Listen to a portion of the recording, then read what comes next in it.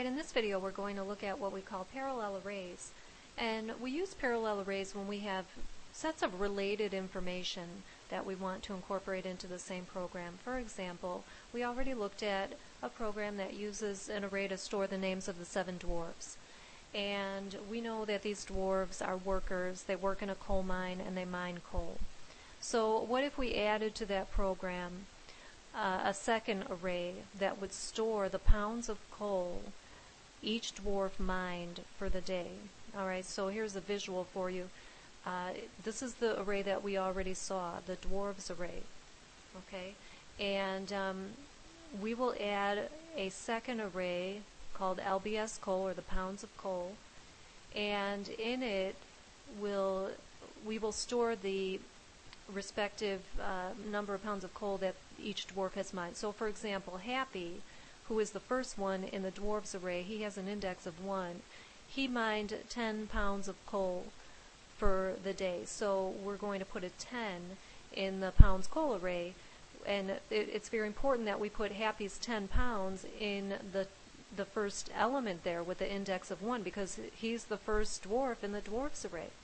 Okay, Sneezy mined 7 pounds of coal, so we make sure we put his 7 in the second position in the pounds coal array, so it matches up with his name in the dwarves array. So that's what we mean by parallel arrays. You just have to keep the information straight, because the program isn't going to check that for you.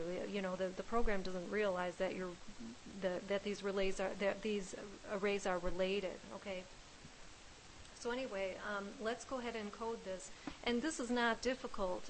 The hard part is getting one array into the program and making that work. And once you have that in the bag, then it's really easy to add a second array to the same program and process the arrays in parallel, which is what we'll do right now. So I'm going to go ahead and add the pounds LBS coal array real quickly, and we'll put the number of pounds of coal mined for each dwarf into that array. So again, Happy mined 10 pounds of coal. We have to make sure we put his 10 in element number 1. Okay, in element 2 we have Sneezy, and we said he mined 7 pounds of coal. Okay, number 3, going down the line, we have Sleepy, he mined 5 pounds of coal.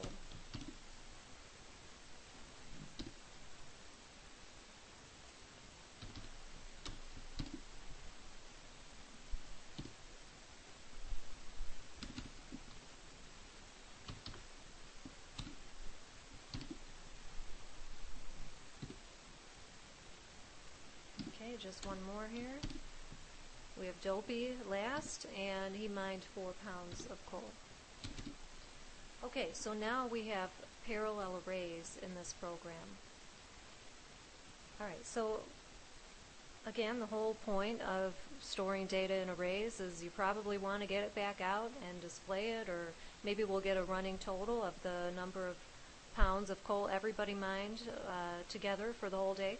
So let's go ahead and do that. Why don't we throw some column headers in before we start looping through the data.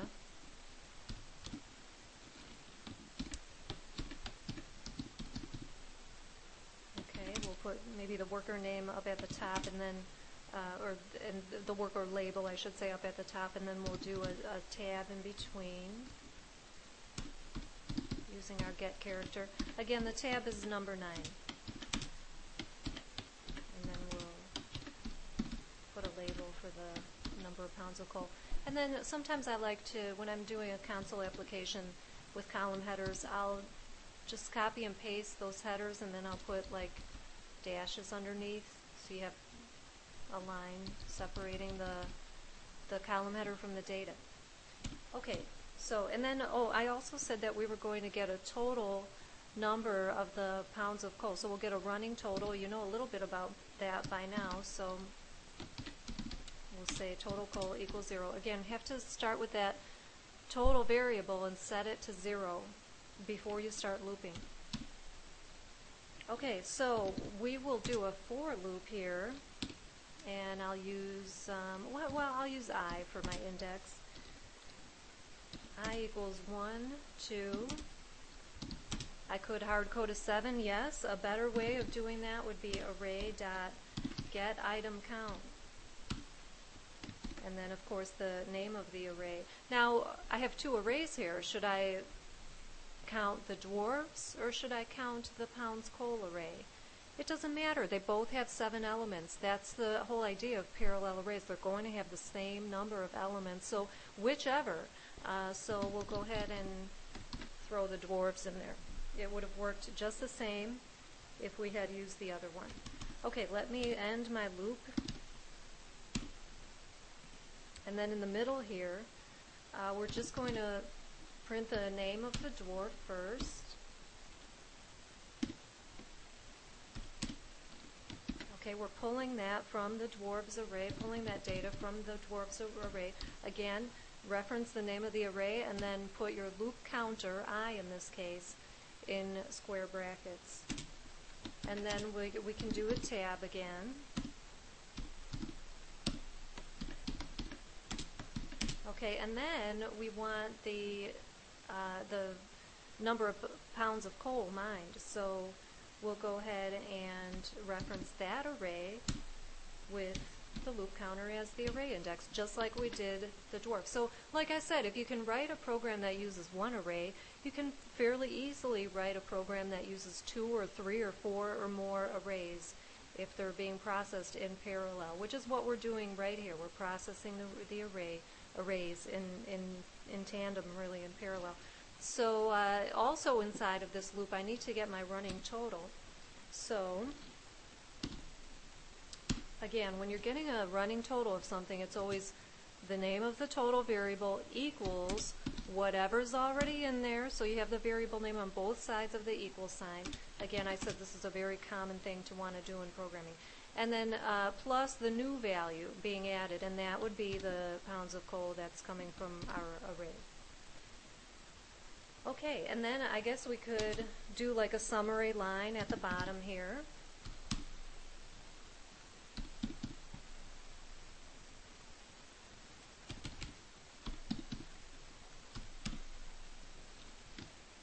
Maybe do like a line to separate everything. Okay, and then we'll do one summary line with the total pounds of coal.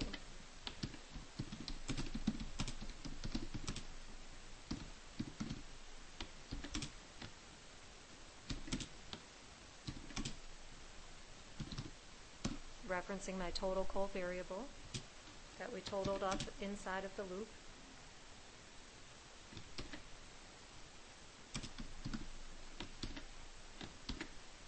Okay, that should do it.